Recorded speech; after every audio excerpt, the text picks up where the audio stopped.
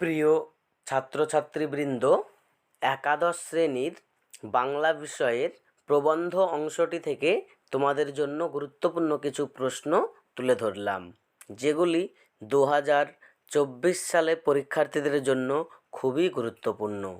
তোমাদের দুটি প্রবন্ধ রয়েছে, দুটি প্রবন্ধ থেকে দুটি প্রশ্ন দেবে, তোমাদেরকে যে কোনো একটি উত্তর করতে হবে।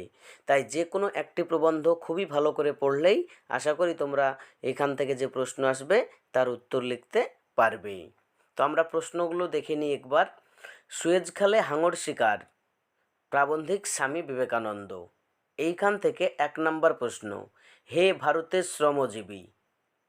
শ্রমজীবী সম্পর্কে স্বামী বিবেকানন্দের ধারণা সুয়েজ খালে হাঙর শিকার প্রবন্ধ অবলম্বনে লেখো। 2, জাহাজের পেছনে বড় বড় হাঙর ভেসে বেড়াচ্ছে। লেখকের অনুসরণে হাঙরের ভেসে বেড়ানোর দৃশ্য নিজের ভাষায় লেখো। 3, যা টোপ খুলে গেল, হাঙর পালালো।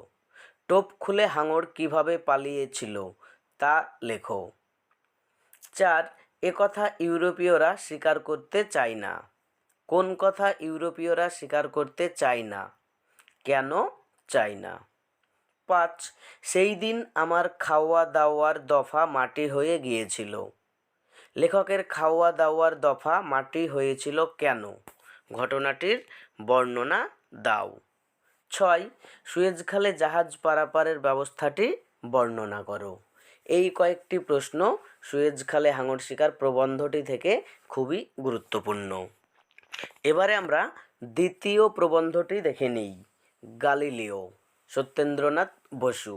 1, এখানেই শুরু হলো তার প্রকৃত বিজ্ঞানের জীবন। গালিলিওর বিজ্ঞান সাধনার পরিচয় দাও। অথবা নিজের দূরবীন দিয়ে গালিলিও অনেক নতুন আবিষ্কার করলেন। গালিলিও কি কি আবিষ্কার করলেন, এই সব আবিষ্কার সনাতনপন্থীদের মধ্যে কি প্রভাব ফেলল? 2 নম্বর প্রশ্ন, 1609 সালে ঘটল এক নতুন ব্যাপার।